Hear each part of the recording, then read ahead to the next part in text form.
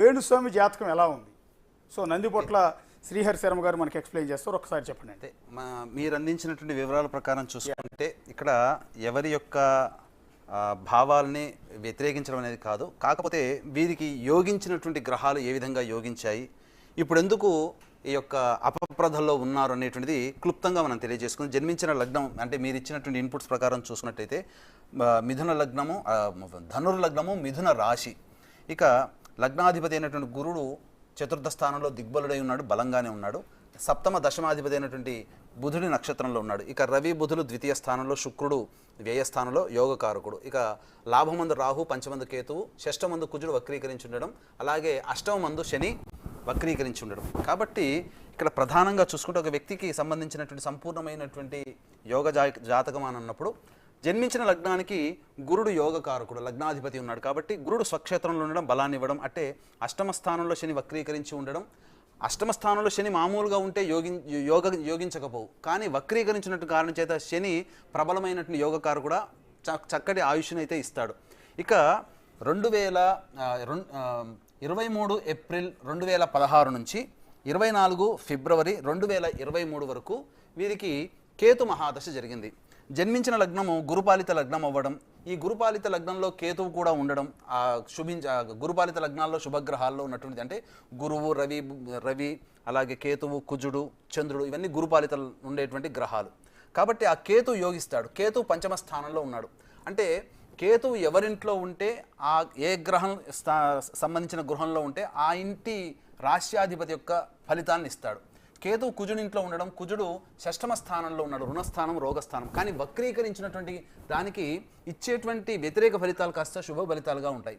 అందుకనే ఇట్టి కుజుడు షష్టమ స్థానంలో ఉన్నటువంటి కారణం, వక్రీకరించినటువంటి కారణం చేత ఆ కేతు మహాదశ కుజుని యొక్క ఫలితాలను ఇవ్వడం జరిగింది. అద్భుతంగా వీరు 2016 నుంచి 2022 వరకు ఫేమ్ అండ్ నేమ్, వెల్త్, అన్ని రకాలుగా భోగాలు అనేటువంటిది అనుభవించడం జరిగింది. మనం గమనించుకున్నట్లయితే వారి జీవితంలో గత 7-8 సంవత్సరాల నుంచి అద్భుతమైన ఫామ్లో ఉన్నారు. కానీ గత సంవత్సరం 2023 నుంచి అంటే గత సంవత్సరం అంటే 24 ఫిబ్రవరి 2023 నుంచి శుక్ర మహాదశ ప్రారంభమైంది. శుక్రుడు జన్మించిన ధనుర్లగ్నానికి సంపూర్ణమైనటువంటి పాపి, అంటే అవయోగాన్ని కలగజేసేటువంటి గ్రహం. కానీ వ్యయస్థానంలో ఉండడం వల్ల యోగం అనేటువంటిది, భోగం అనేటువంటిది ఉంటుంది. కానీ అట్టి శుక్రుడు కొంత అవయోగాన్ని కూడా కలగజేస్తాడు. అందుకనే వీరి యొక్క గ్రాఫ్ జీవితంలో మైల్ స్టోన్లో లైఫ్లో 2023 ఫిబ్రవరి తర్వాత పూర్తిగా డౌన్ఫాల్ అవుతూ వస్తుంది. ఎందుకంటే నడిచేటువంటి యొక్క దశ ఏదైతే ఉందో శుక్ర మహాదశ, షష్టమ లాభాధిపత్యం వచ్చినటువంటి శుక్రుడు వ్యయస్థానంలో ఉండడం కొంతవరకు కాపాడగలుగుతున్నాడు. కానీ ఇక్కడ ఏంటంటే ఇక్కడ కుజ శుక్రులకి పరివర్తన యోగం కలిగింది. కాబట్టి శుక్రుడు షష్టమ స్థానంలోనే ఉంటాడు, కుజుడు 12వ ఇంట్లో ఉన్నట్టుగానే భావన చేయాలి. కాబట్టి శుక్రుడు షష్టమ స్థానంలో ఉన్నప్పుడు రుణస్థానాధిపతి అన్నప్పుడు ఏమవుతుందంటే రుణము తీరిపోతుంది. అంటే రుణగ్రస్తులన్న అవుతారు, లేదా మనకు వచ్చినటువంటి నేమ్ అండ్ ఫేమ్ అది కూడా రుణం తీరిపోయి మన నుంచి వెళ్ళిపోతుంది.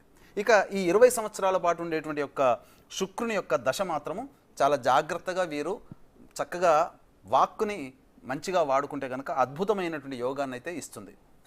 ఇట్లాంటి జాతకాలు చెప్పకుండా ఏది నాగ చైతన్య, శోభిత, ధూళిపాళ్ళు విడిపోతారని చెప్పకుండా మంచిగా శుభమైనటువంటిది నెక్స్ట్ బాగానే ఉంది, ఫ్యూచర్ అంతా బాగానే ఉంటుందండి. అంటే ఫ్యూచర్ అంతా అంటే ఈ శుక్ర మహాదశ మాత్రం అంత యోగించదండి వీరి జాతకానికి. అందుకనే ఆ 2023 నుంచి 2026 వరకు డౌన్ఫాల్ స్టార్ట్. 2026 వరకు ఆ విధంగానే శుక్రుడు కాస్త డ్యామేజ్ చేస్తాడు. అలాగే ఎక్కువ గమనించుకుంటే 2023 తర్వాత 2026 వరకు కూడా దూర ప్రాంత గమనంలోనే ఎక్కువగా ఉండే అవకాశం ఉంటుంది. ఎందుకంటే వ్యయస్థానంలో శుక్రుడు ఉన్నాడు. కాబట్టి అంటే విదేశీ యానము, విదేశీ స్థితి ఉంటుందంటే మనం వ్యయస్థానం నుంచే మనం లెక్క వేసుకోవాలి, నవమ స్థానం కూడా లెక్క వేసుకోవాలి. అది ఓకేనండి. ఆయన రాసులను బట్టి, నక్షత్రాన్ని బట్టి ఒక మాట చెప్పండి. ఆయన నాగ చైతన్య, శోభిత, ధూళిపాళ్ళు 2027 విడిపోతారు, కలిసి ఉండరని చెప్పాడు. అంతకుముందు సమంతాను వీళ్ళు విడిపోతారని చెప్పాడు. రష్మికకిను రక్షిత్ శెట్టికి మధ్య బంధం బాగుండదు, వీళ్ళు కలిసిపోయి ఉండొద్దని చెప్పాడు. ప్రభాస్ సినిమాలు ఫ్లాప్ అయిపోతాయని చెప్పాడు. లేకపోతే రేవంత్ రెడ్డి గెలవడని చెప్పాడు, చంద్రబాబు గెలవడని చెప్పాడు. అట్లాగే వేణుస్వామి వైవాహిక జీవితం ఎలా ఉండదు?